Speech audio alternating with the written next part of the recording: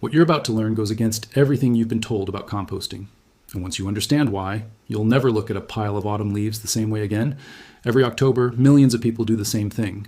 They rake, they pile, they wait. And every April, they walk outside expecting black gold and find a cold, slimy, useless mat of compressed leaves that smells like a basement. They bag it up, they put it on the curb, and they tell themselves they just weren't good at composting. But here's what nobody tells you. You didn't fail. The method failed you. The failure. Everyone shares. Picture it. A Saturday in November. You've spent 4 hours raking every leaf on your property into a massive pile in the corner of the yard.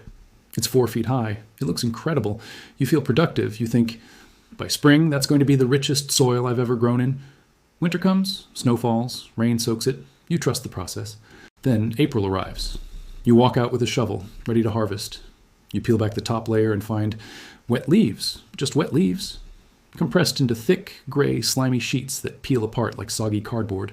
Cold, heavy, useless. Most people at this point blame themselves. Maybe I didn't turn it enough. Maybe I didn't water it right. Maybe composting just isn't for me. So they bag it all up and hand it to the city. And here's the part that should make you angry, because this is where the story gets interesting. That failure wasn't an accident. It was inevitable. Because what you built wasn't a compost system. It was a preservation system. The hidden reason it always fails. Here's what they don't tell you when they hand you a rake and say, just pile the leaves up. When you press leaves flat and saturate them with cold rain, you squeeze out every molecule of air. You create what biologists call an anaerobic environment. Cold, airless, and completely hostile to the organisms that actually break material down. In that environment, biology doesn't just slow down, it stops. The bacteria responsible for decomposition, the ones that generate heat, the ones that eat through organic matter, cannot survive without air. So instead of rotting, those leaves just sit there. They pickle. They exist in a kind of suspended animation, preserved by the very conditions that were supposed to destroy them. You were never going to get compost from that pile. Not in one winter, not without intervention. Maybe not for 3 or 4 years. And the advice that sent you down that road? That passive pile method, just rake it, pile it, wait, is the most widely given and least effective composting advice in existence. It relies on something called passive decay, slow, inconsistent, and designed, whether intentionally or not, to make you feel like the problem is you. It isn't you. The problem is that no one ever told you what a compost pile actually is. The forgotten principle. This is where everything changes. A compost pile is not a trash heap. It is not a waiting game. It is a biological engine. And like any engine, it doesn't run just because you put fuel in the tank. Your leaves? That's the fuel. Pure carbon. Energy stored in dry, stable form. Almost like firewood stacked on your porch. You can stack firewood perfectly. You can water it. You can wait years. But without a spark, that wood just sits there. It might rot a little at the bottom. It will never release its energy. Your leaf pile is the same, a cold stack of fuel, waiting for a match. And here's what the gardening industry, the bag of soil industry, the entire $50 billion lawn care complex doesn't want you to figure out. That match costs almost nothing. It's been sitting in backyards and farm fields and kitchen scraps for thousands of years, and once you light it, you can turn a mountain of dead leaves into the richest soil amendment on Earth in under 3 weeks. Not 3 months, not 3 years, 3 weeks. Stay with me, because this is where it gets extraordinary. The carbon lock. Here's the science they skip in every backyard gardening guide you've ever read. Dead autumn leaves are almost 100% carbon. Carbon is energy. It's the building block of life. But on its own, carbon is incredibly stable. It resists change. It resists breakdown. There are billions of microbes native to your backyard that are desperate to eat those leaves. They want to consume that carbon and transform it into rich, dark humus. But they can't do it on carbon alone. Think of it this way. Imagine trying to build a house with nothing but lumber. No nails, no concrete, no fasteners. You have a mountain of wood, but you cannot build a structure. The bacteria in your leaf pile are in exactly that position. They have unlimited energy, the leaves, but they are missing the protein required to build their own bodies, multiply, and generate heat. This is called the carbon lock, and it's why every passive pile fails the same way. The bacteria eat a little, run out of protein, and die off. The population crashes. The heat stops. The pile goes cold and gray and useless. Most people respond by turning the pile more. They think mixing is the answer. But stirring a pot of incomplete ingredients doesn't make a meal. You cannot mechanically force a biological reaction when the chemistry is missing. You don't need a better pitchfork. You need to break the lock. The match. To wake a dead pile, You need to bring what biologists call the carbon to nitrogen ratio down from roughly 80 to 1, which is just dead leaves, to around 30 to 1. That is the biological sweet spot. That is the ignition point. That is where the explosion begins. Nitrogen is the protein the bacteria have been starving for. It is the spark that turns a cold stack of carbon into a roaring biological furnace. But here's where most people fail again. They sprinkle dry fertilizer over the pile. They toss in coffee grounds, and gravity takes over. The small particles sift down through the leaves and collect at the bottom, untouched. The leaves stay dry on top. The nitrogen sits unused below. They never meet. The reaction never starts. To light the fire, the nitrogen has to coat the carbon. It has to soak into the skin of every single leaf. That means liquid. A high nitrogen liquid accelerator. This is the system's secret. Not a product you buy, not a branded solution in a plastic bottle, something you make yourself for almost nothing. The Formula 2 options, both work. Both cost almost nothing. If you have animals, take 2 shovels of fresh chicken or rabbit manure, drop them in a 5-gallon bucket, fill with water.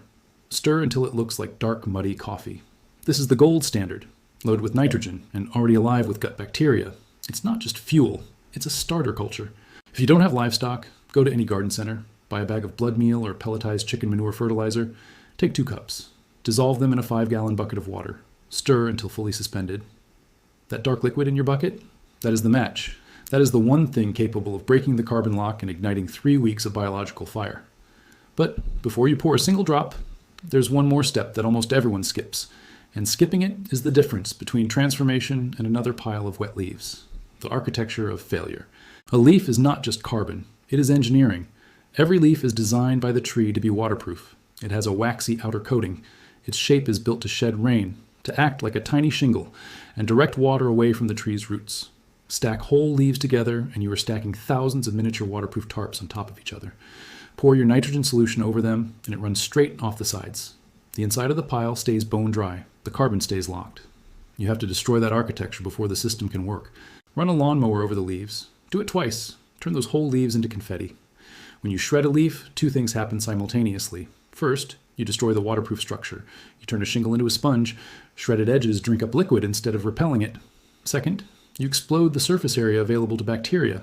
Think of a block of ice versus the same block crushed into snow. The snow melts in minutes. The block sits for hours. Shredded leaves give bacteria millions of jagged entry points, bite-sized pieces instead of locked vaults. A pile of whole leaves can sit for a year unchanged.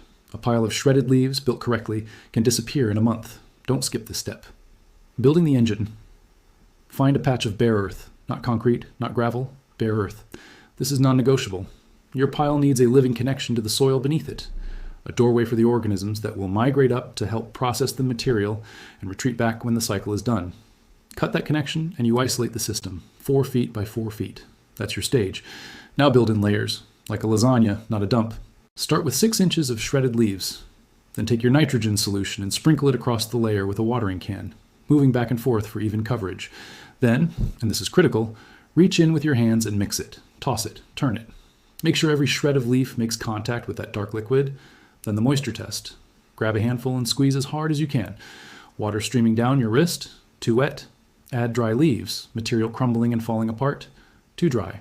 Add more liquid. What you want is a handful that holds its shape when you open your fingers, like a ball of dough, with just 1 or 2 drops appearing between your knuckles when you squeeze. That is the perfect biological habitat.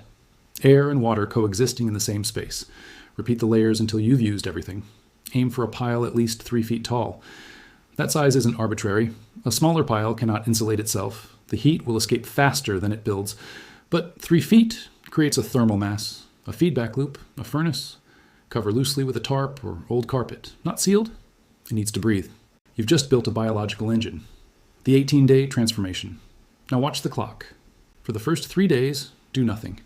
Inside the pile, bacteria are waking up, consuming the nitrogen, multiplying at a rate you can't see but will soon feel. On day 3 or 4, go outside early. Pull back the tarp. Look for steam rising from the center of the pile. Then reach your hand into the middle. Carefully. It should feel hot. Not warm. Hot. Like bathwater drawn too high. Between 130 and 150 degrees Fahrenheit. That heat is not just a sign the system is working. It is killing every weed seed and pathogen buried in that material. The carbon is melting. By day 5, the heat begins to fade, not because the fuel is gone, but because the bacteria have consumed all the oxygen in the core. If you leave it now, the pile goes anaerobic, cools down, and starts to smell. This is your cue. Take a pitchfork. Flip the pile inside out. Move the cool outer edges into the hot center. Move the steaming core material to the outside. As you turn, fluff the material. Let oxygen flood back in. Sprinkle water lightly. The heat has been evaporating moisture and you need to replace it. Within 24 hours of turning, the temperature spikes again. Oxygen is bellows to this fire. Turn every 2 days. Water lightly. Cover. Repeat. Around day 10 or 12, something shifts. The material no longer looks like leaves. It's becoming a dark, uniform brown. The sharp smell of ammonia disappears, replaced by something deep and clean and ancient, like the floor of an old forest after rain. By day 18, the pile stops heating no matter how often you turn it. The thermophilic bacteria have finished their work. The pile cools.